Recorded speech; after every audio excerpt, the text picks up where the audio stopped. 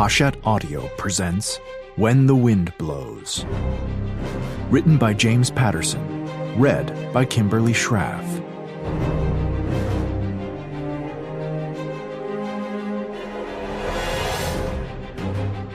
Prologue. First Flight. 1. Somebody, please help me. Somebody, please. Can anybody hear me? Max's screams pierced the clear mountain air. Her throat and lungs were beginning to hurt, to burn. The 11-year-old girl was running as fast as she could from the hateful, despicable school. She was strong, but she was beginning to tire. As she ran, her long blonde hair flared behind her like a beautiful silk scarf. She was pretty, even though there were dark, plum-colored circles under her eyes. She knew the men were coming to kill her. She could hear them hurrying through the woods behind her. She glanced over her right shoulder, painfully twisting her neck. She flashed a mental picture of her little brother Matthew. Where was he? The two of them had separated just outside the school, both running and screaming.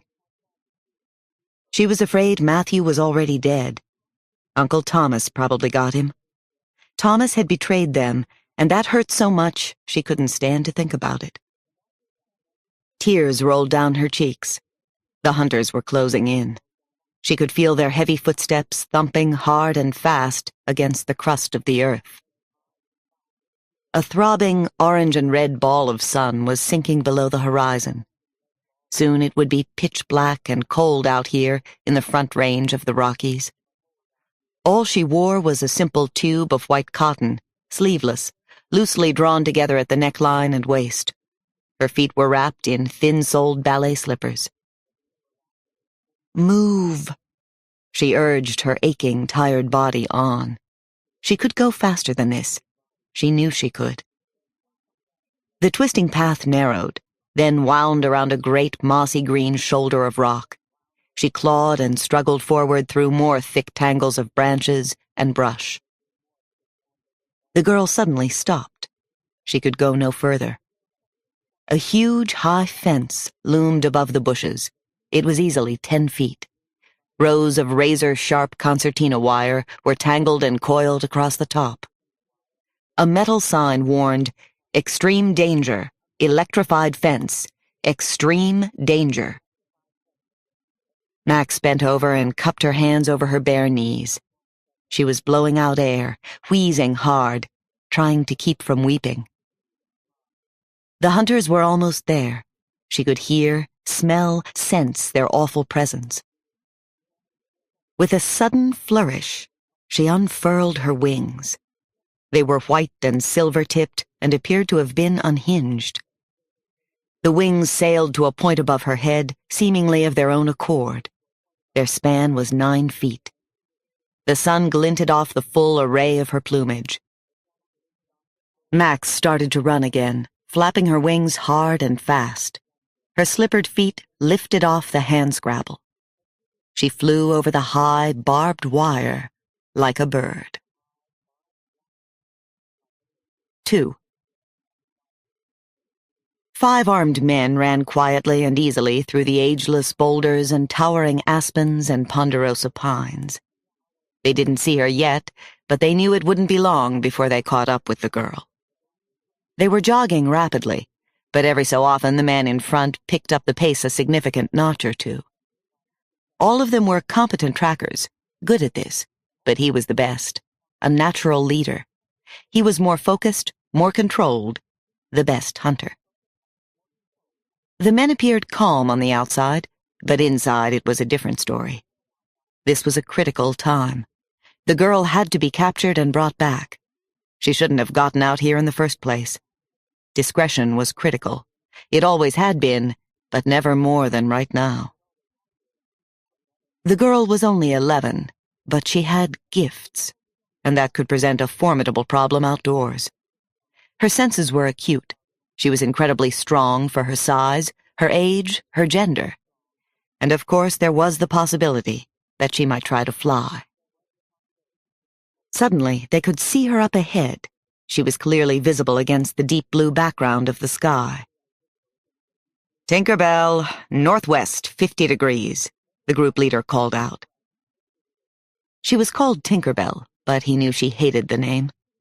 The only name she answered to was Max, which wasn't short for Maxine or Maximilian, but for Maximum. Maybe because she always gave her all. She always went for it, just as she was doing right now. There she was, in all her glory. She was running at full speed, and she was very close to the perimeter fence. She had no way of knowing that. She'd never been this far from home before. Every eye was on her. None of them could look away, not for an instant. Her long hair streamed behind her, and she seemed to flow up the steep, rocky hillside. She was in great shape. She could really move for such a young girl. She was a force to reckon with out here in the open. The man running in front suddenly pulled up. Harding Thomas stopped short. He threw up his arm to halt the others. They didn't understand at first, because they thought they had her now. Then, almost as if he'd known she would, she took off. She flew. She was going over the concertina wire of the 10-foot-high perimeter fence. The men watched in complete silence and awe. Their eyes widened. Blood rushed to their brains and made a pounding sound in their ears. She opened to a full wingspan, and the movement seemed effortless. She was a beautiful, natural flyer. She flapped her white and silver wings up and down, up and down. The air actually seemed to carry her along like a leaf on the wind. I knew she'd try to go over. Thomas turned to the others and spit out the words, "Too bad." He lifted his rifle to his shoulder. The girl was about to disappear over the nearest edge of the canyon wall. Another second or two, and she'd be gone from sight. He pulled the trigger. 3. Kit Harrison was headed to Denver from Boston. He was good-looking enough to draw looks on the airplane. Trim, 6'2", sandy blonde hair. He was a graduate of NYU Law School, and yet he felt like such a loser. He was perspiring badly in the crammed and claustrophobic middle-aisle airplane seat of an American Airlines 747. He was so obviously pathetic that the pleasant and accommodating flight attendant stopped and asked if he was feeling all right. Was he ill? Kit told her that he was just fine, but it was another lie, the mother of all lies. His condition was called post-traumatic stress disorder, and sometimes featured nasty anxiety attacks that left him feeling he could die right there. He'd been suffering from the disorder for close to 4 years. "So yeah, I am ill, Madam Flight Attendant. Only it's a little worse than that. See, I'm not supposed to be going to Colorado. I'm supposed to be on vacation in Nantucket. Actually, I'm supposed to be taking some time off, getting my head screwed on straight, getting used to maybe being fired from my job of 12 years. Getting used to not being an FBI agent anymore, not being on the fast track at the Bureau, not being much of anything." The name computer-printed on his plane ticket read Kit Harrison, but it wasn't his real name. His name was Thomas Anthony Brennan. He had been Senior FBI Agent Brennan, a shooting star at one time. He was 38, and lately he felt he was feeling his age for the first time in his life. From this moment on, he would forget the old name, forget his old job, too. "I'm Kit Harrison. I'm going to Colorado to hunt and fish in the Rockies. I'll keep to that simple story. That simple lie."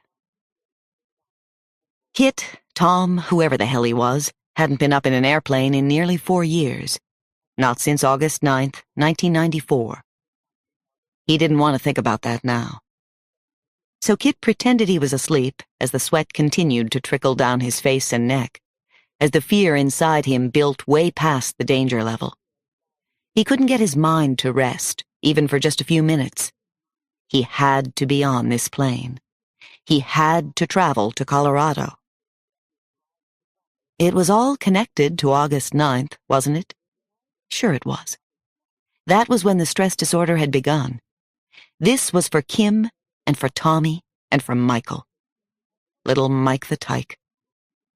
And oh yeah, it also happened to be hugely beneficial for just about everybody else on the planet. Very strange, but that last outrageous bit was absolutely true. Scarily true. In his opinion, nothing in history was more important than what he'd come here to investigate. Unless he was crazy, which was a distinct possibility. Book 1. Genesis, Chapter 13, Verse 7. Chapter 1. The day started to go a little crazy when Keith Duffy and his young daughter brought that poor crushed doe to the inpatient, as I call my small animal hospital in Bear Bluff, Colorado, about 50 minutes northwest of Boulder along the Peak-to-Peak Highway. Sheryl Crow was singing ever so raucously on the tape deck. I flipped saucy Sheryl off when I saw Duffy walk inside, carrying that poor doe, standing like a dolt in front of Abstraction, White Rose 2, my current favorite Georgia O'Keeffe poster. I could see the badly injured doe was pregnant. She was wild-eyed and thrashing when Duffy hefted the doe onto the table. Half-thrashing, in truth, because I suspected her spine was broken at midpoint, where she'd been clipped by the Chevy 4x4 that Duffy drives. The little girl was sobbing, and her father looked miserable. I thought he was going to break down, too. "Money's no object," he said. And money was no object, because I knew nothing was going to save the doe. The fawn, however, was a maybe. If the mother was close to term. If it hadn't been mashed too badly by the 4,000-pound truck. And a few more ifs besides. "I can't save the doe," I said to the girl's father. "I'm sorry." Duffy nodded. He was a local builder, and also one of the local hunters. A real knucklehead, in my humble opinion. Thoughtless probably described him best, and maybe that was his best quality. I could only imagine how he must be feeling now, this man who usually bragged on his kill, with his little girl begging to save the animal's life. Among his other bad habits, Duffy occasionally stopped by and brazenly hit on me. A sticker on his 4x4 bumper read, "Support Wildlife, Throw a Party." "The fawn?" he asked. "Maybe," I said. "Help me get her gas down and we'll see." I gently slid the mask over the doe's face. I kicked at the pedal and the halothane hissed through the tube.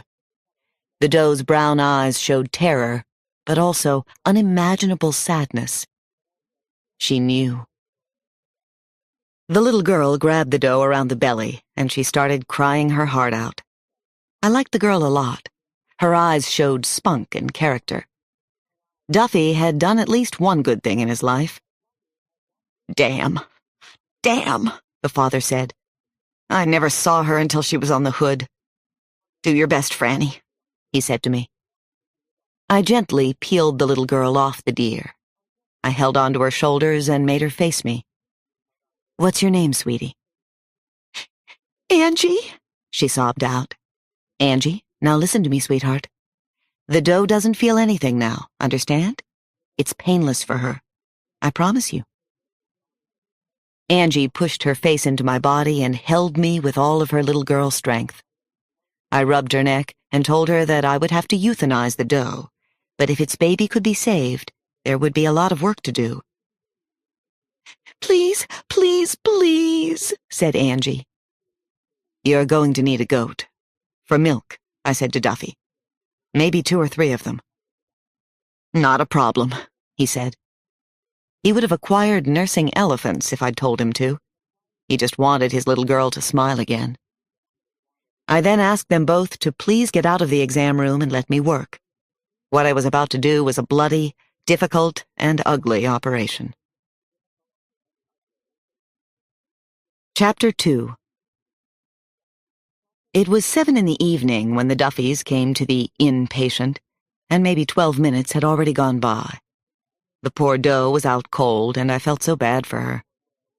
"Franny the sap," That's what my sister Carol calls me. It was my husband David's favorite nickname for me, too. A little less than a year and a half ago, David was shot and killed in the physician's parking lot at Boulder Community Hospital. I still hadn't recovered from that, hadn't grieved enough. It would have helped if the police had caught David's murderer, but they hadn't. I cut along the abdominal line with my scalpel. I exteriorized the uterus, flipping it out intact onto the doe's open belly. I cut again, this time through the uterine wall. I pulled out the fawn, praying I wasn't going to have to put it down. The fawn was about 4 months, nearly to term, and as best as I could tell, uninjured. I gently cleaned the babe's air passages with my fingers and fitted a tiny mask over its muzzle. Then I cranked on the oxygen. The fawn's chest shuddered. It started to breathe. Then it bawled. God, what a glorious sound. New life. Geez Louise, the whole magical thing still makes my heart go pitter-patter. Franny the sap. Blood had spattered on my face during the surgery, and I wiped it off with my sleeve. The baby was crying into the oxygen mask, and I let the little orphan snuggle up against its mother for a few moments, just in case deer have souls, just in case. Let mother say goodbye to her child. Then I clamped off the cord, filled a syringe, and euthanized the doe. It was fast. She never knew the moment she passed from life into death. There was 1 can of goat's milk in the fridge. I filled a bottle and popped it into the microwave for a few seconds to warm. I removed the oxygen mask and slipped the nipple into the baby deer's mouth, and it began to suck. The fawn was really beautiful, with the gentlest brown eyes. God, I love what I do sometimes. Father and daughter were huddled close together on my antique daybed when I came out into the waiting room. I handed the baby to Angie. Congratulations, I said. It's a girl. I walked the family of 3 out to their creased and dented 4x4. I gave them the can of goat's milk, my phone number, and waved goodbye. I briefly considered the irony that the fawn was riding home in the same vehicle that had killed its mother. Then I was thinking of a steaming hot bath, a cool glass of Chardonnay, maybe a baked potato with Wisconsin cheddar. Life's little rewards. I was feeling kind of proud of myself. I hadn't felt that way for a long time, not since David's death changed just about everything in my life. I was about to go inside when I realized that there was a car in the lot, a shiny black Jeep Cherokee. The door opened, and a man slowly got out. Headlights hit him from behind, and for a moment he was haloed in light. He was tall, slender, but muscular, with lots of blonde hair. His eyes quickly took in the place. The big porch deck, festooned with hummingbird feeders, and a couple of windsocks. My trusty, dusty mountain bike.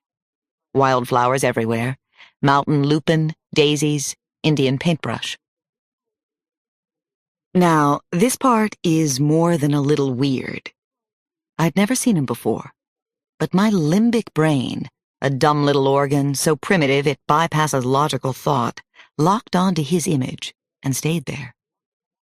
I stared at him and I felt a rush of something akin to recognition. And my heart, which has been stone dead for the past few years, sputtered, caught, and jumped into life for at least a couple of seconds. That kind of ticked me off, actually. I figured that whoever he was, the mystery man was lost. "We're closed for the night," I said. He stared at me, unapologetic about the intrusion into my front yard. Then he called me by name. "Dr. O'Neill?" "Does she owe you money?" I said. It was an old comedy store line, but I liked it. Besides, I needed a passable joke after the euthanasia of the doe. He smiled, and his light blue eyes brightened, and I found that I couldn't look away from them. "Are you Francis O'Neill?" "Yeah, it's Franny, though." I took in a face that was cool, yet had a touch of warmth. The directness of his eyes sort of nailed me to the spot. He had a fine nose, a strong chin. His features held together too damned well. A dash of Tom Cruise, maybe even a little Harrison Ford. Something like that. Or so it seemed that night in the bloom of the Jeep's headlights. He brushed off his slouchy hat, and a lot of sandy blonde hair shifted and gleamed. Then he was standing in front of me, all 6'2" of him, like a glossy photo from an L.L. Bean catalog, or maybe Eddie Bowers. Very serious looking, though. "I've come from Hollander and Cowell." "You're a real estate broker?" I croaked. "Did I catch you at a bad time?" he asked. "Sorry." At least he was polite. "What makes you think that?" I asked. I was all too aware that my jeans were soaked in blood. My sweatshirt looked like a Jackson Pollock painting. "I'd hate to see the guy who lost the fight," he said, surveying my appearance. "Or do you dabble in witchcraft?" "Some people call it veterinary medicine," I said. "So what's this about? Why did Hollander and Cowell send you at this time of night?" He hooked a thumb toward Bear Bluff Center, where the real estate office is. "I'm your new tenant. I signed the papers this afternoon. They said you left everything in their capable hands." "You're kidding. You rented my cabin?" I'd almost forgotten I'd put the cabin on the block.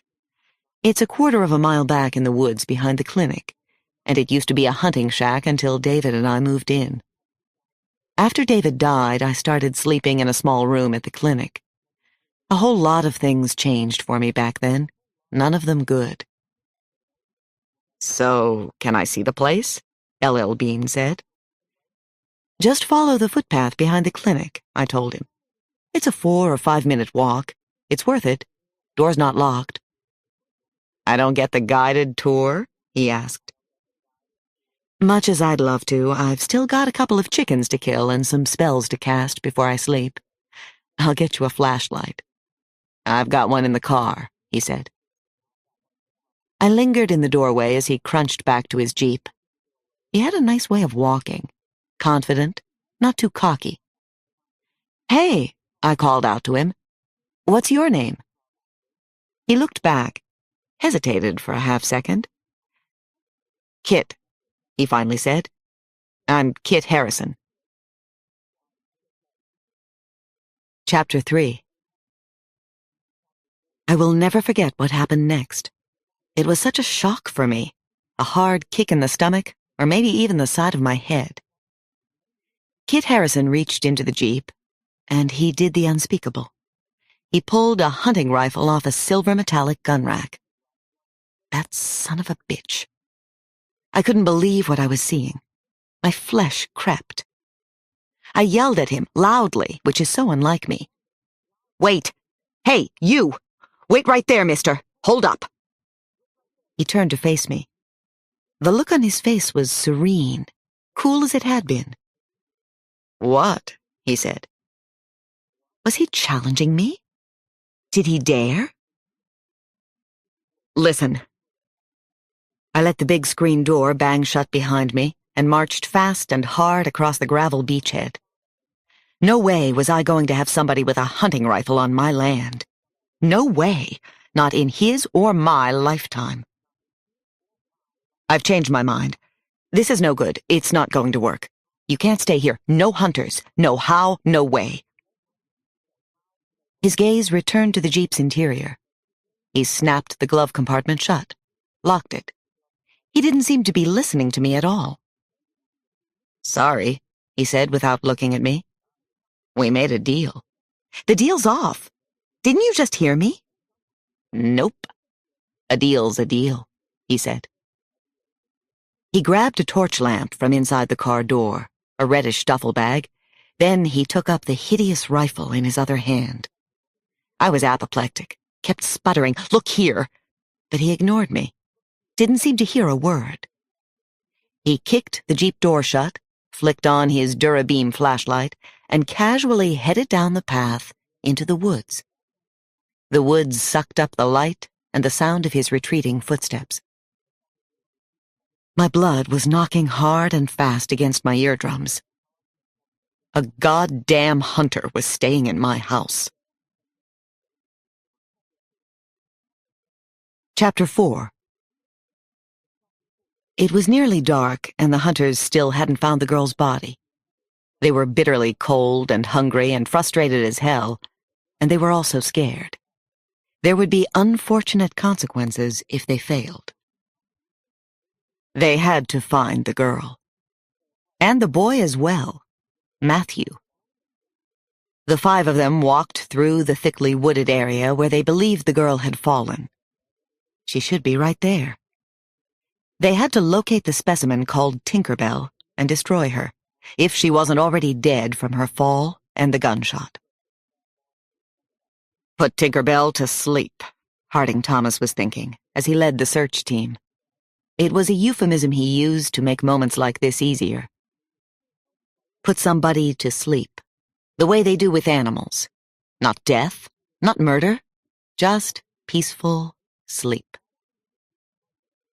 He thought he knew the precise area where the girl had dropped like a shot from the sky, but there wasn't any dead body flattened on the ground, or hung up in the towering fir trees. They certainly couldn't leave her out here, couldn't risk hikers or campers finding the body. What a titanic disaster that would be. Tinkerbell, can you hear me? Are you hurt, honey? We just want to take you home. That's all, Thomas called in the gentlest voice he could manage. It wasn't so hard. He had always liked Max and Matthew well enough. Tinkerbell was a code name, and it was what he'd always called her. Peter Pan was young Matthew's code. He was Uncle Tommy. Tinkerbell, where are you? Come out, come out. We're not going to hurt you, sweetheart. I'm not even angry at you. This is your Uncle Tommy. You can trust me. If you can't trust me, who can you trust? Can you hear me? Come on, kiddo. I know you're there. Trust your Uncle Thomas. There's no one else who can help you. Chapter 5. She was alive. Amazing, amazing, amazing. But Max was hurt, shot, and she didn't know how bad the wound was. Probably not too bad since she hadn't passed out yet, and there didn't seem to be much blood. She'd been hanging on to the top of a tree for hours, hidden in thick branches. At least she hoped she was hidden. She tried to be still, silent too, invisible. 3. Max was shivering, and the whole thing was crashing out of control. She really, really wished Matthew was with her. They would give each other strength and hope and words of wisdom. It had always been that way with the 2 of them. They were inseparable at the school. Mrs. Beatty, the only truly nice one there, called them inseparable at birth, and the Bobbsey twins, whoever the heck they were. When Mrs. Beatty died, everything had gone bad. Real bad. This bad. The woods were crawling with men. Bad ones. The worst creatures imaginable. There were at least a half-dozen of them. Hunters. Killers. They were frantically searching for her and also for Matthew. They had rifles and flashlights. Uncle Thomas was one of them, and he was the worst. He had pretended to be their friend, but he was the one who would put you to sleep. He had been a teacher, a scientist, and now he was just a killer. "We're not going to hurt you, sweetheart," she mimicked his voice, his phony, insincere manner. The one good part was that she didn't need to see them walking in the woods. Her hearing was incredibly acute. It was capable of separating sounds as close together as 1,000th of a second. It was one of her very coolest gifts.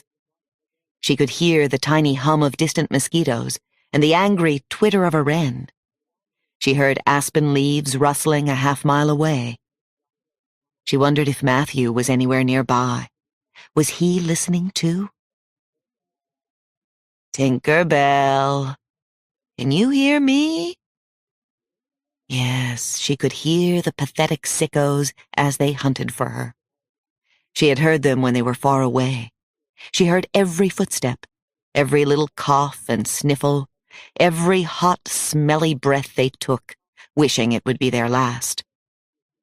One of them spoke, and she recognized a particularly insensitive guard from the school. "We should have brought dogs with us." "Shoulda, coulda, woulda," one of the others ranked on him and laughed. "She's a kid, they both are. If we can't find a little kid, we better pack it in." Dogs.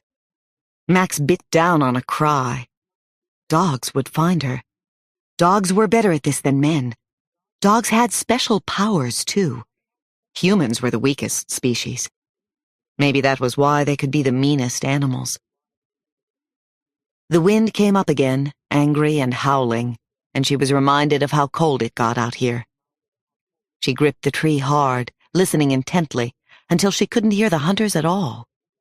For the moment, they were gone. Slowly, painfully, she shimmied down the pine tree and stepped cautiously out into the woods. Then she ran. She had to find cover. She had to find Matthew before it was too late. Chapter 6. His 3-year-old boy, little Mike, used to say that he was sore afraid of the dark. Kit had just loved that expression. He would roar and hug Mike the Tyke against his chest whenever he said it. He could still feel those sweet baby hugs. The thought of it all left him sick and empty, as if he'd been hollowed out and the core of his being tossed away. Of course, he was feeling all kinds of things right now.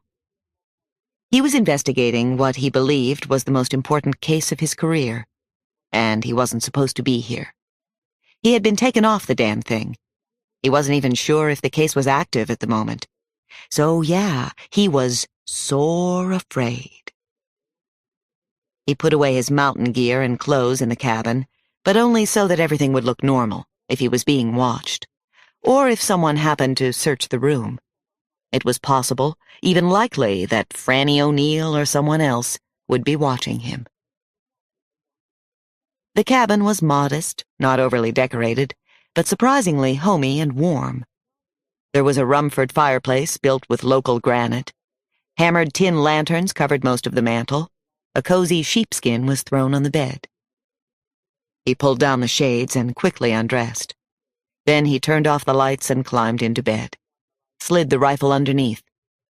The gun was part of his cover story as a hunter, but he didn't mind having it around as extra protection. It couldn't hurt. I'm supposed to be in Nantucket on vacation, cooling my jets, getting my head on straight. Maybe I should have gone there. But I didn't, did I? Second time I screwed up on that. August 9th, 1994 was the first screw-up. He closed his eyes, but he didn't sleep. He waited. With his eyes shut tight, he remembered a private talk he'd had with the assistant director of the FBI. He'd gone over the head of his superior to get the meeting. He remembered the highlights as if it had happened yesterday. The assistant director had a look on his face, as if he was incredibly superior, and he couldn't believe his time was being wasted by a field agent. "I'm going to talk, you're going to listen, Agent Brennan." "That would seem to defeat the purpose of the meeting," Tom had said. "Only because you don't understand the purpose of the meeting." "No, sir, I guess I don't." "We are trying to cut you some slack because of a tragedy in your personal life. You are making it hard for us, damn near impossible. Hear this, and hear it well. Let your wild goose chase go. Let the witch hunt end today. Let the case with the missing doctors go, or we will let you go. Understood?" Kit lay in the dark, and he remembered the meaning, if not the exact words, of the assistant director. And yes, he understood. So here he was in Colorado.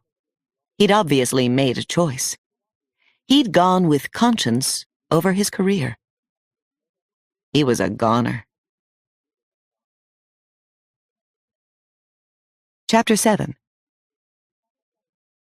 It was 11:15 that night when he threw off the sheepskin cover and climbed out of bed. He hurriedly dressed in the dark.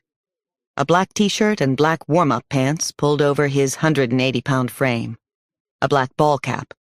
High-topped Converse, Larry Bird's brand.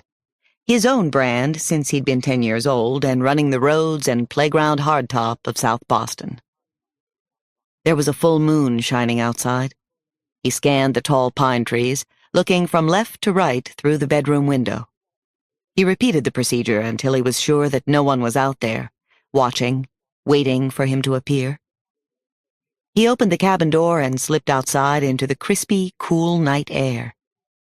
He felt a little like Mulder in the X-Files. No, actually, he felt a lot like Mulder. And Mulder was a fricking nutjob and a half. Kit Harrison made his way back down the winding forest trail toward the animal hospital. He knew that Frances O'Neill had a room there, and that she'd lived in the clinic since the death of her husband, David. He knew about Dr. David Meakin, too. Actually, he knew more about David than about his wife. David Meakin had studied embryology at MIT in the 80s. Then he'd worked in San Francisco. Kit had a dozen pages thick with notes on Dr. Meakin. He did know a few things about Franny. He'd done some homework. She had a veterinary degree, DVM, from the Colorado State Teaching Hospital at Fort Collins. CSU was also the National Center for Wildlife Biology, and she had done a minor in wildlife. The school had a good reputation, especially for surgery. She was the founder of a local pet loss support group. She'd had a thriving veterinary practice until her husband's death. She'd been the family breadwinner. Lately, she'd let the business end of her practice slide. It took him less than 3 minutes to get back to the main house. The inpatient, as she called it.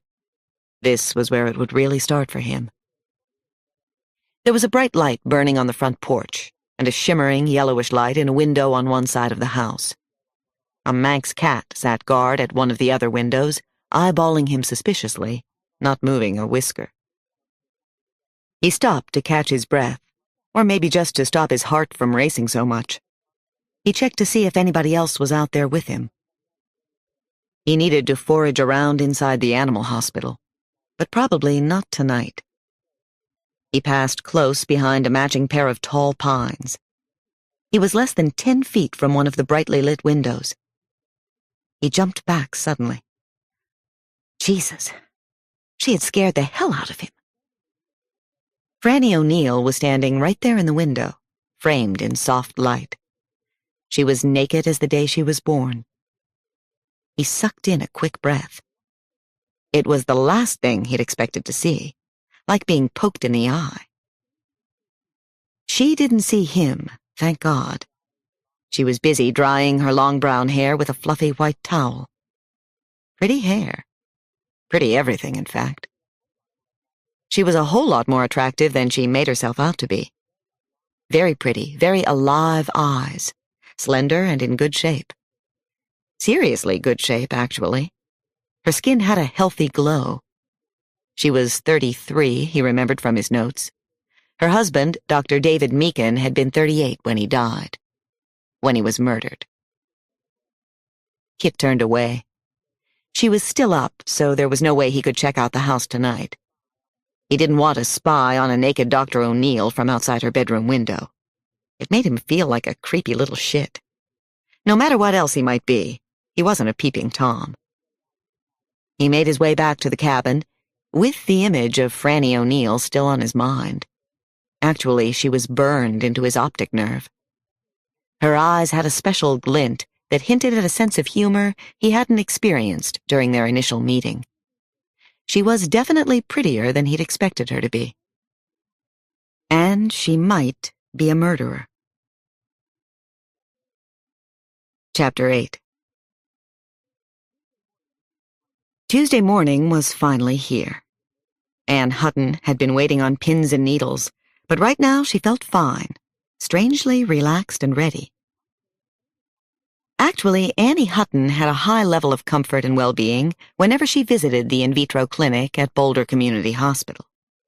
The staff at the clinic seemed to have thought of everything and its potential negative or positive effect on mothers-to-be. They were just super, and she was fortunate to be working with them. The Tony waiting room had warm yellow walls with bright white trim.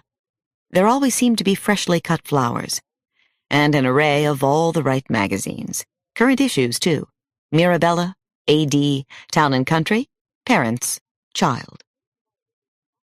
Best of all was the up, positive, well-trained staff, and especially her doctor, John Brownhill. Dr. B was talking to her now, asking all the requisite questions during her 8-month checkup. He seemed so interested in how she was feeling. Was she experiencing Braxton Hicks contractions? Anything unusual? No, everything is fine, knock on wood, Annie said. She smiled positively, mirrored the confidence she felt from him and the rest of the staff. Dr. B smiled back. Not too much, not condescending or anything like that, just right. That's great. Let's run a few tests and get you out of here in time for the Rosie show. Annie knew that in spite of how relatively chipper she felt, she was still a high-risk patient. Dr. Brownhill told her she had insufficient placenta. On this visit, Dr. Brownhill and his nurse Jilly were going to use a fetal heart monitor to check the level of stress to the fetus during contractions. The idea of the FHM test made her a little nervous, but she tried to be as upbeat as her doctor and nurse. Jilly squeezed electroconductor jelly onto Annie's stomach. Annie noticed that the jelly had been pre-warmed for her comfort. They thought of everything here. Jilly then placed 2 wide elastic strips around her abdomen, very gently. Comfortable? Anything else we can do? Dr. Brownhill asked. I'm fine. Good. Jelly's just the right temp. It happened so suddenly, almost as if it was a bad dream. Baby's heart rate is dropping, Dr. Brownhill said. His voice cracked. 197, 95. He turned to Jilly. We have to crash her stat. Hold on, Annie. Hold on tight. Everything moved so quickly after that, and efficiently under the tense crisis circumstances. Everything was a blur for Annie. Then she went out. Less than 40 minutes later, much sooner than expected, Dr. John Brownhill personally brought the newborn to the preemie nursery. According to the APGAR scores from the delivery room, the boy was in excellent health, but every precaution was being taken anyway. A clean tube was inserted into the infant's windpipe. A pressurized hood was fitted around the tiny head. This ensured that a continuous supply of low-pressure oxygen would be directed into the sacs of the slightly immature lungs. A blood analysis was done from a plastic tube inserted into the umbilicus. An electronic thermometer was taped to the infant's skin. A nasogastric feeding tube was inserted into the nose. Breast milk was fed through it, just in case the infant boy wasn't quite ready to suck. A neonatal intensive care specialist hovered over Annie Hutton's precious little boy, checking everything, making sure he was okay. He's doing fine. A-okay. The boy's in good shape, John, one of the specialists told Dr. Brownhill. Head's 41 centimeters, by the way. Big head about himself. As well he should. John Brownhill finally left the preemie nursery and climbed the 2 floors to where Annie Hutton was recovering from her C-section. The 24-year-old mother didn't look nearly as well as her infant son. Her ash-blonde hair was wet with perspiration, plastered in tight curls. Her eyes were vacant and lost. She definitely looked like someone who had recently undergone an unexpected C-section. Dr. Brownhill came right up to her bed. He leaned in close and spoke in his usual soft, reassuring tone. He even took her hand. Annie, I'm so sorry. We couldn't save him. he whispered. "We lost your baby boy." Chapter 9. The Hutton baby arrived at the school within hours of its delivery in the Boulder clinic. A team outfitted in what looked like spacesuits rushed out to meet the Boulder community ambulance. They hurried the infant inside. There was a high degree of excitement in the air, exultation, almost glee. The head doctor at the school was on premises for the exam and watched closely, supervising, lecturing at times. Heart rate, respiration, skin color, muscle tone, reflex responses were checked. Baby Hutton scored a perfect 10. The boy's length and weight were checked. Tests were performed to check for cardiac murmur, heart engorgement, subconjunctival hemorrhage, jaundice, asexuality, hip dysplasia, clavicle fractures, skin mottling. There was a nevus, a tiny birthmark, on the right hip. It was noted as an imperfection. Most of the testing involved the boy's gross and fine motor coordination, and also his ability to manipulate the environment. The head doctor remained in the lab for every test, commenting on each as it was completed. The head circumference is 41 centimeters. That would be normal for about a 4-month-old. That's why the C-section was necessary, of course. The heart is larger as well and more efficient. His heartbeat is under 100. That's simply wonderful. What a little champ. But watch, baby Hutton. That's the key. That's where the real drama lies. He's listening to us, and he's paying attention. See that? Look at his eyes. Newborns don't fix and follow. Never. He's actually tracking us from one to the other. Do you understand what that means? Infants never remember objects after they disappear. He does. He's definitely watching us. Look at his little eyes. He already has memory. He's just a super baby. Chapter 10. I woke up trying to catch my breath, crying softly over a horrible, crushing dream about my husband David. It was the way I awoke almost every single morning these days. I missed David so much, and that hadn't changed since the night a year and a half ago when a crackhead shot him in a lonely parking lot in Boulder. David and I had been inseparable before his death. We skied all over Colorado and the rest of the West, spent Sundays at a health clinic for migrants in Pueblo, read so many books that both our small houses could have doubled as lending libraries. We had more friends than we knew what to do with sometimes. We loved and lived a full life just about every minute of the day. I had a thriving big and small animal practice. Early each morning, I went off to farms and ranches where I took care of horses and other large animals. People from all over the county brought their smaller pets to me at the inpatient.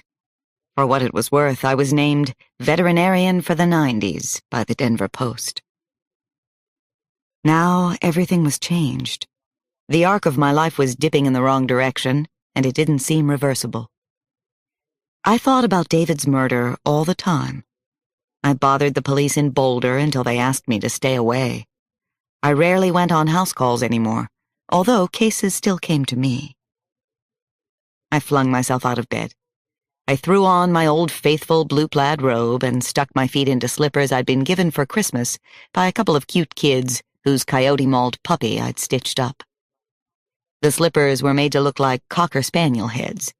Dopey eyes staring up, pink tongues lolling, floppy ears, the works.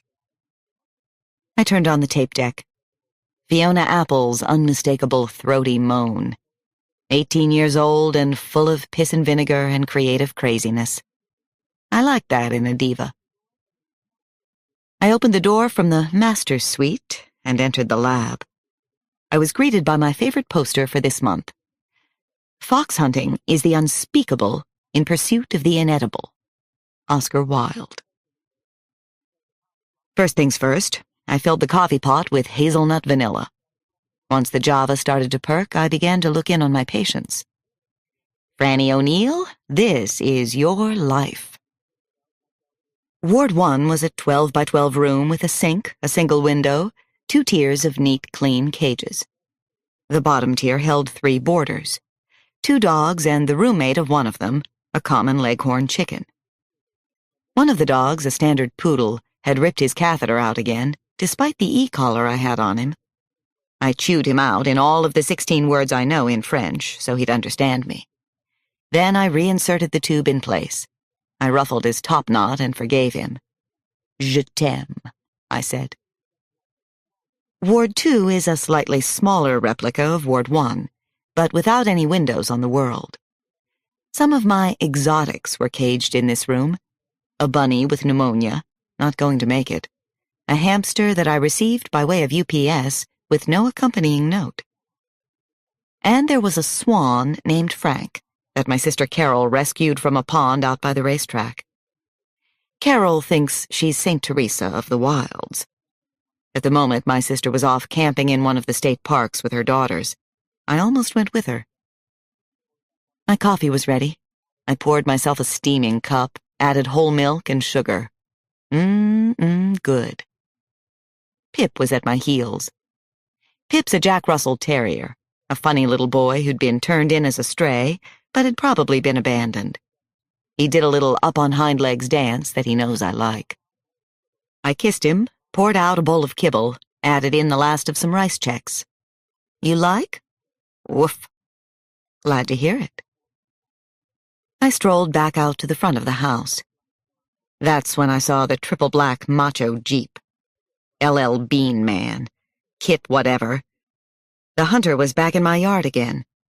He was standing beside the Jeep, rifle slung over his shoulder. Then I caught a glimpse of a slack form lying over the hood. Oh, God, no. He's already shot something. He's murdered an animal on my land, that bastard, that shit. I had seen plenty of caucuses and dead animals up in these woods, but this was my land, my private property, and I thought of it as a sanctuary away from the world's madness. Hey, you, I shouted. Hey there! I was halfway across the front porch, in a full, huffing rage, when he stepped away and opened the Jeep door. I realized that what I thought was a body was the wrong color to be an animal. It was maroon, more like a duffel bag. He turned to face me at the sound of my voice. He half-waved, smiled that nearly irresistible smile of his, which I answered with a seething look that ought to have set him on fire on the spot, burnt him right to the ground. Morning, he called. God, it's beautiful up here. This is heaven, isn't it? Clutching my robe closed, I bent down and grabbed up the morning paper, as I call the Post, since it's always so full of bad news. Then I turned heel in my Cocker Spaniels and stomped inside. Chapter 11. Discretion was critical. It was a very warm and sticky afternoon in Boulder, but not under the tall and stately fir trees that lined the spacious and orderly backyard of Dr. Francis McDonough's house. And certainly not in the sparkling blue 25-yard pool, which was around 72 degrees, as it almost always was.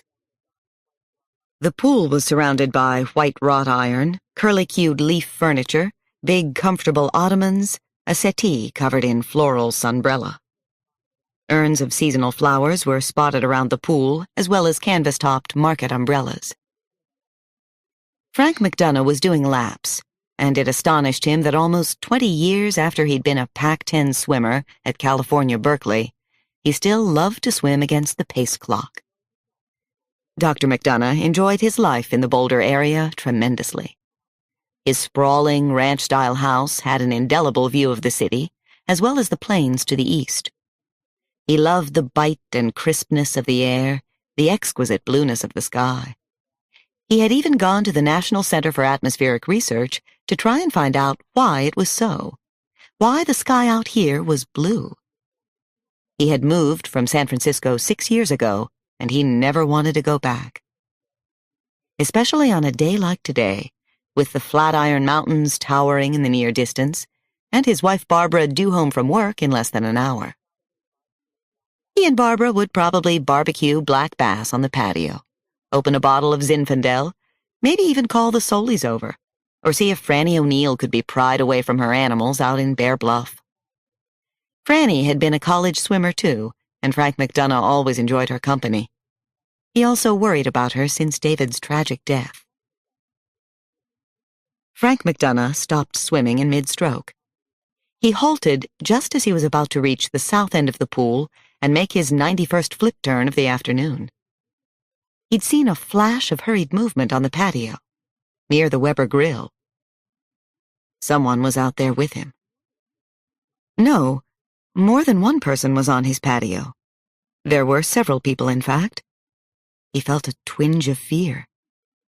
What the hell was going on? Frank McDonough raised his head out of the water and flipped off his dripping Speedo goggles. 4 men in casual dress, jeans, khakis, polo shirts, were hurrying toward him. "Can I help you guys?" he called out. It was his natural instinct to be nice, to think the best of people, to be polite and courteous. The men didn't answer. Odd as hell. A little irritating. Instead, they continued walking across the deck toward him. Then they started to run. A table went over on the deck. Votive candles broke. Newspapers and magazines flopped on the deck. "Hey! Hey!" He looked at them in total disbelief. All 4 of them had jumped into the pool's shallow end with Frank McDonough. "What the hell is this?" McDonough started to seriously yell at the intruding men. He was confused about what was happening. Frightened, too. They were on him like a pack of dogs. They grabbed his arms and legs, pinned them, twisted hard. He heard a sickening crack and thought his left wrist had been broken. The fast, powerful movement hurt like hell.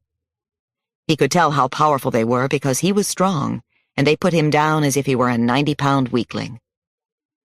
"Hey! Hey!" he yelled again, choking on a noseful of water. They had his head pushed back so that he was looking straight up into the infinite blueness of the sky. Then they were forcing his head under. He tried to catch a quick breath, but got a mouthful of water and chlorine and gagged. They held him under the surface, wouldn't let him up. His legs and arms were caught in a powerful vice. He was being drowned. Oh, God, it didn't make a shred of sense to him. He tried to thrash, tried to break free, tried to calm himself. Frank McDonough heard his neck snap. He couldn't fight them. He felt his life force ebbing, flowing out of him. He could see the figures in their soaking wet clothes wavering before him in the sparkling clear blue water. His eyes were pinned wide open. So was his mouth. Water flooded his throat and entered his lungs in a terrifying rush. His chest felt as if it would implode, which he actually wanted to happen. He just wanted the awful internal pressure and pain to end. In an instant, Dr. Frank McDonough understood. He saw the truth as clearly as he could see his own approaching death. This was about Tinker Bell and Peter Pan. They had escaped on his watch. Chapter 12. It is about a 40-minute drive from Bear Bluff to Boulder, if you keep the pedal to the metal, if you really fly. I tried my best to make the drive in a semi-sane and controlled manner, but I failed miserably. Everything about the drive and the night was a ghostly blur. I couldn't stop seeing Frank McDonough as I had known him for the past 6 years, smiling and incredibly full of life. I hadn't been leaving the bluff much lately. Not for the last 493 days, anyway. Now I had to go to Boulder. Frank McDonough was dead. His wife Barb had called me in tears. I couldn't make myself believe it. I couldn't bear the painful, terrifying, awful thought. First David, and now Frank. It didn't seem possible. I tried to call my best friend Jillian at Boulder Community Hospital. I got her answering machine and left a message that I hoped was coherent. I tried to call my sister Carol, but Carol didn't pick up at the camping site where she was staying with her 2 girls. Damn, I needed her now. I heard awful, wailing police sirens before I actually arrived at Frank and Barb McDonough's ranch house in Boulder. They live close to Boulder Community Hospital, which makes sense since they both worked there. Barb is a surgical nurse and Frank is the top pediatrician. Frank was a pediatrician. Oh, dear God, Frank was dead now. My friend, David's friend. How could it have happened? The Boulder police sirens were blaring at an ear-piercing level, and they seemed so eerie, so personal, as if they were meant for me. Just hearing the police sirens brought back so many powerfully bad memories. I had spent months bothering the Boulder police about solving David's murder. I tried to solve it myself, for God's sake. I had questioned parking lot attendants, doctors who used the lot late at night. Now, everything, all the bad memories about David's murder, came flooding back to me. I couldn't bear it. Chapter 13. I'm Dr. O'Neill, I said, and I pushed my way past a tall, burly Boulder policeman stationed on the familiar whitewashed porch. I'm Barb and Frank's friend. She called me. Yes, ma'am. She's inside. You can go right in, he said, doffing his visored cap. I barely noticed the sprawling ranch house or Frank's beloved xeriscaped landscaping. Instead of lush green lawns, hundreds of small, colorful plants dotted the yard. Frank had planned everything with water conservation in mind. That's the way he was, always thinking about other people, thinking ahead. I was numb, and at least partly in denial. The McDonoughs were the couple that David and I were closest to when he worked at the hospital. They had rushed to our house the night David was shot. Barb and Carol and another friend, Jillian Puris, stayed the night with me. Now here I was in Boulder, under similar circumstances. A woman burst from the screen door of the house as I was hurrying up the stairs. It wasn't Barb McDonough. "Oh, God, Jillian," I whispered. Jillian is my best friend in the world. The two of us hugged on the porch. We were both crying, holding on to each other, trying to understand this tragedy. I was so glad she was here. "How could he drown?" I muttered. "Oh, God, Franny, I don't know how it happened. Frank's neck was broken. He must have tried a shallow dive. Are you okay?" "No, of course you're not. Neither is poor Barb. This is so bad. So awful." I cried on my friend's shoulder. She cried on mine. Jillian is a research doctor at Boulder Community, and she's a crackerjack. She's so good she can afford to be a rebel with a cause, always up against the hospital bureaucrats, the admin jackals and jackasses. She's a widow, too, with a small child, Michael, whom I absolutely adore. She wore hospital scrubs and a lab coat with her ID badge still pinned to the lapel. She'd come straight from work. What a long, terrible day for her. For all of us. "I have to see Barb," I said to Jillian. "Where is she, Jill?" "Come on. I'll show the way. Hold on to me, I'll hold you." Jillian and I entered the familiar house, now uncharacteristically dark and quiet and somber. We found Barb in the kitchen with another close friend, Gilda Haranzo. Gilda is a pediatric nurse at the hospital. She's part of our group. "Oh, Barb, I'm sorry. I'm sorry," I whispered. Words never seem to work at times like these. The two of us fell hard into each other's arms. "I didn't understand about David. Oh, Franny, I didn't understand." Barb sobbed hard against my chest. "I should have been better for you back then." "You were great. I love you. I love you so much." It was the truth, and it was why this terrible moment hurt so badly. I could feel Barb's loss as if it were my own. Then all four of us were hugging and consoling one another as best we could. It seemed only yesterday that we all had husbands and would get together for barbecues, swimming games, charity gigs, or just to talk for hours. Barb finally pulled away and yanked open a cabinet door over the sink. She took out a bottle of Crown Royal. She cracked the label and poured 4 large glasses of whiskey. I looked out the kitchen window and saw a few people from Boulder Community standing in the backyard, out near the pool. Rich Pollitt, Boulder's chief counsel, was present.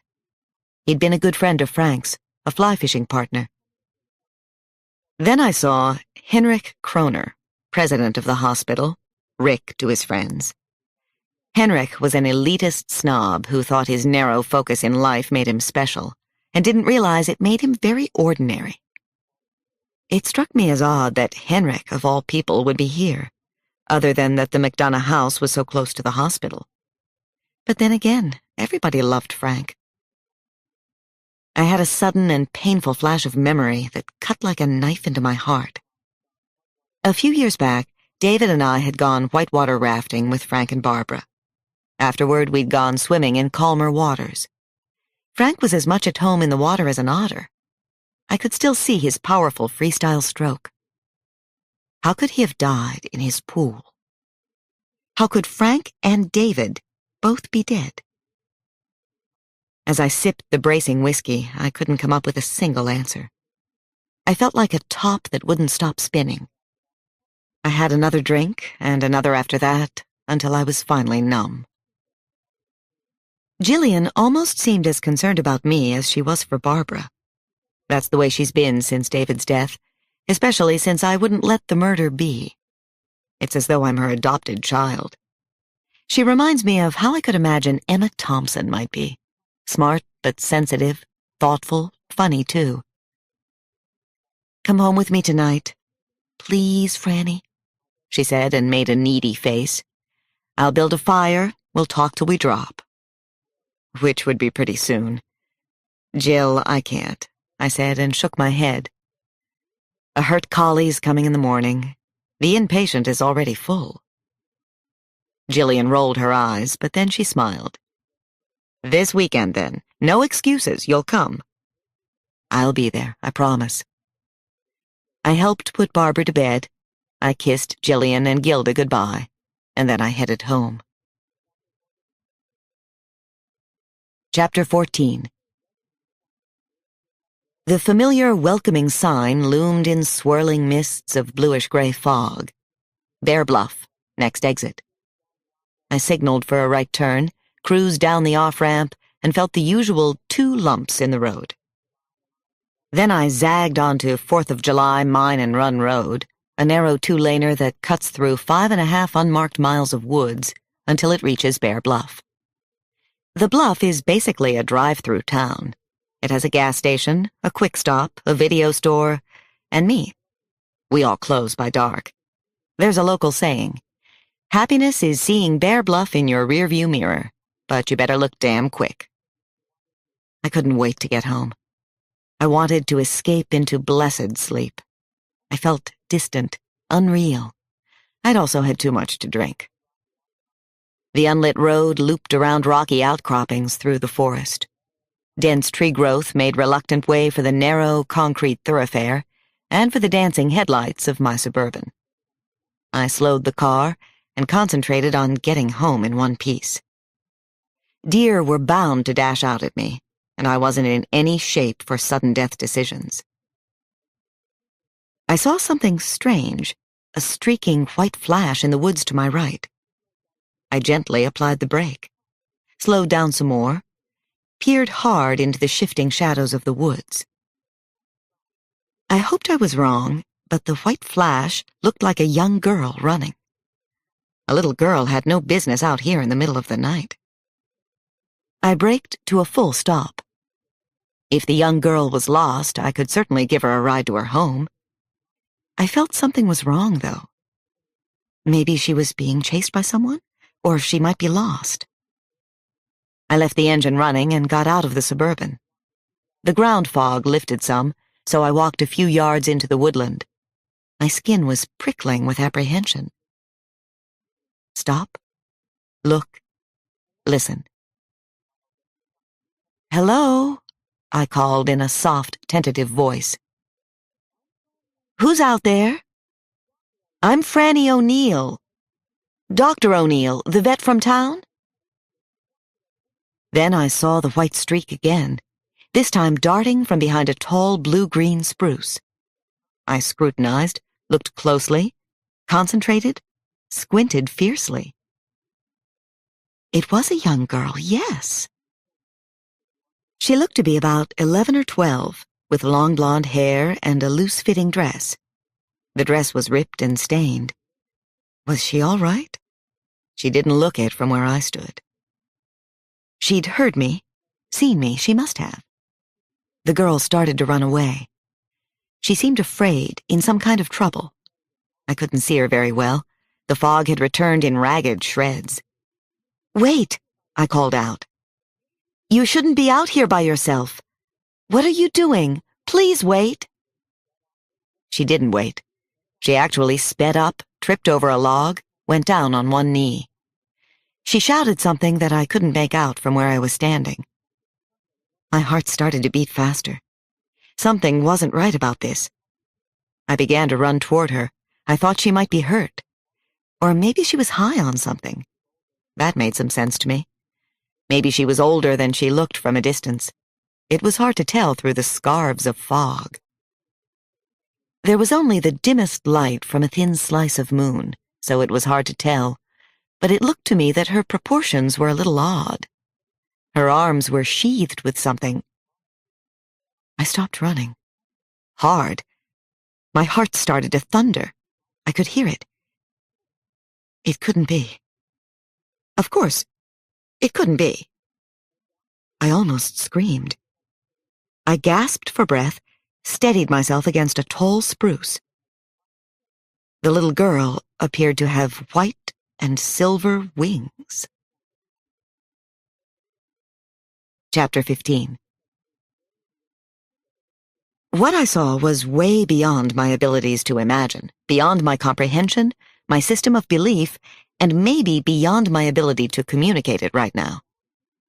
The little girl's arms were folded back in a peculiar way, but when she lifted them, feathers fanned out.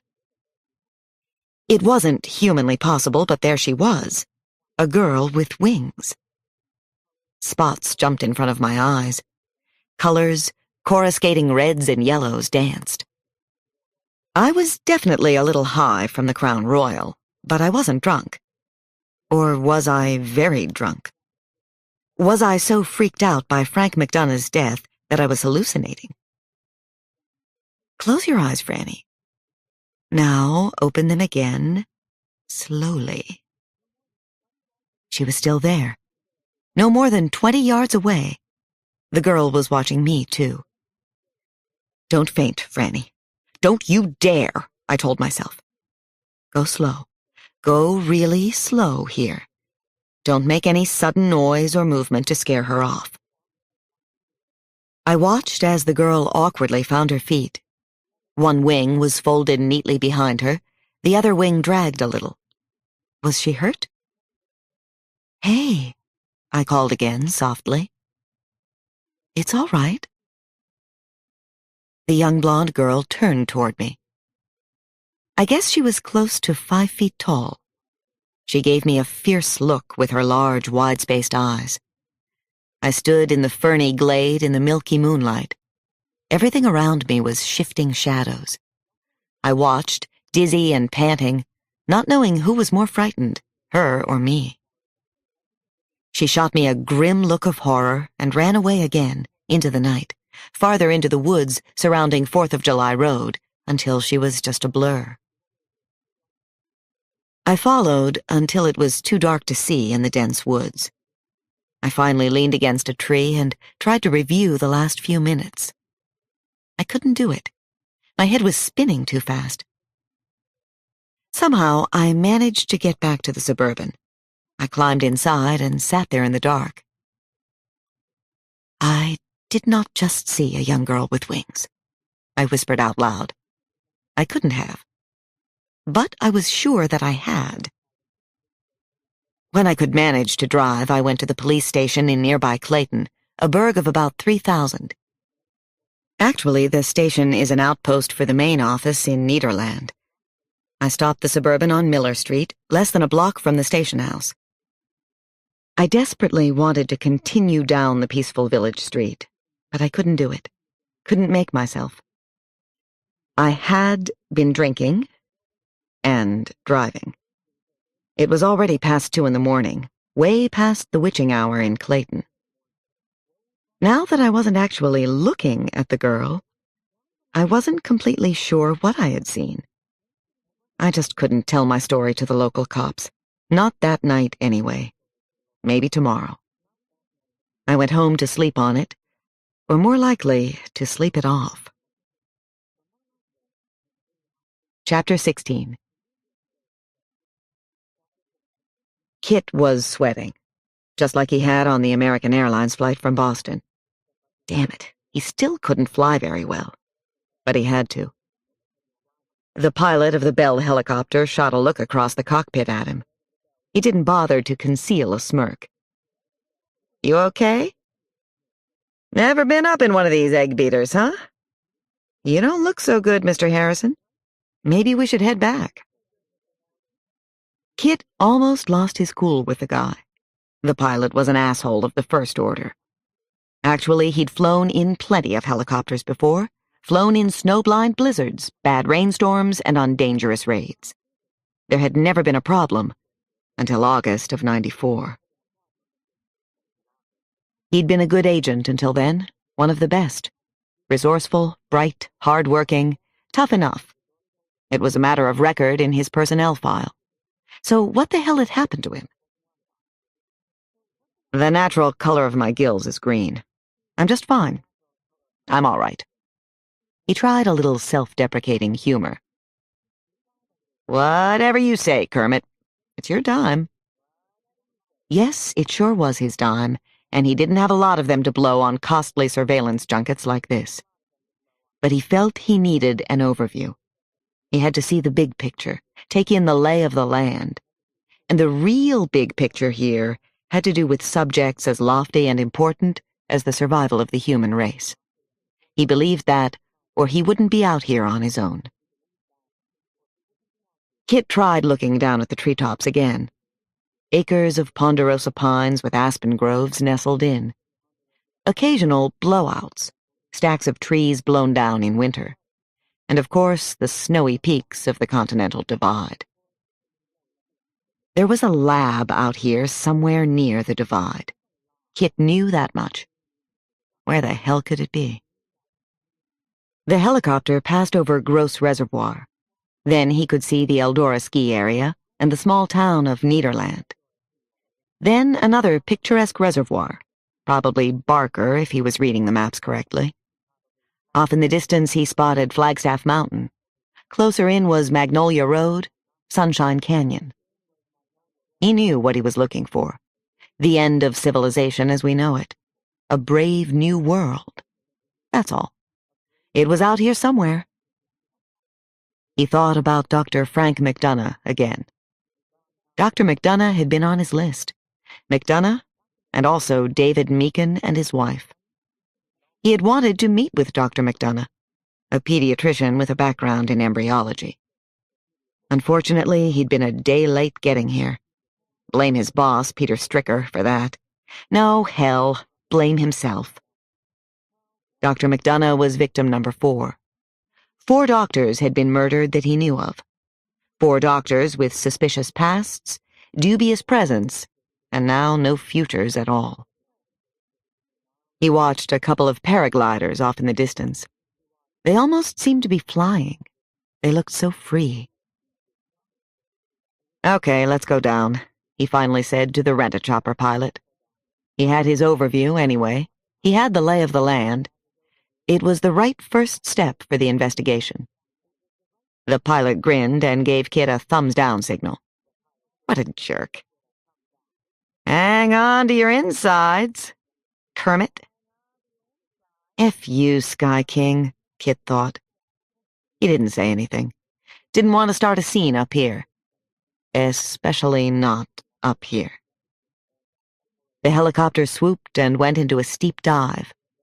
He knew it was a physical impossibility, but his stomach seemed to drop before the rest of the chopper and its contents. He was feeling unsatisfied and uptight as he left the tiny High Pines airport at around 10:30 in the morning. He needed help, but knew he couldn't ask for it from the Bureau. He was on his own, and that really sucked. Chapter 17. Have faith and pursue the unknown end. Oliver Wendell Holmes said it, and Kit had always believed it. He still did, so here he was in the Rocky Mountains, pursuing the unknown end and trying like hell to keep the faith. He needed answers, or maybe he just wanted to hear a familiar voice. He called Peter Stricker's office in Washington. This was going to be tricky, but he thought he could pull it off. He might just be able to get a little help from the Bureau. Peter Stricker was in charge of the Northeast sector of the FBI. They were still pretty good friends. Up until 2.5 years ago, Peter had actually worked for him. Then Kit's world turned upside down, and he wound up working for Peter. And last week, Peter had threatened to can him if he didn't make his job priorities the same as the ones the Bureau had for him. And Peter had put his warning on paper. Even before the official threat, there had been signs. He'd been passed over for promotion after the accident in '94, though God only knows if that was the reason. More likely, it was his stubbornness and insubordination that had stalled out his career in the FBI. Also, his obsessiveness with cases that fascinated or scared the living shit out of him. Like this case that had brought him out to Colorado. He could see potential leads, looming problems, possible solutions where others didn't. He had always been an unusual FBI agent. Hell, that was why they said they had recruited him out of NYU law. During his interviews, he'd been told that the Bureau wanted him because they were too straight-laced and traditional, and therefore too predictable. He was supposed to represent a new, evolved kind of agent. And he sure had. For a while, anyway. They had sold hard on the idea of breaking out of the envelope, working outside the box. But once he was inside the organization, he discovered that the FBI really didn't want to change very much. Actually, the Bureau had tried to change him.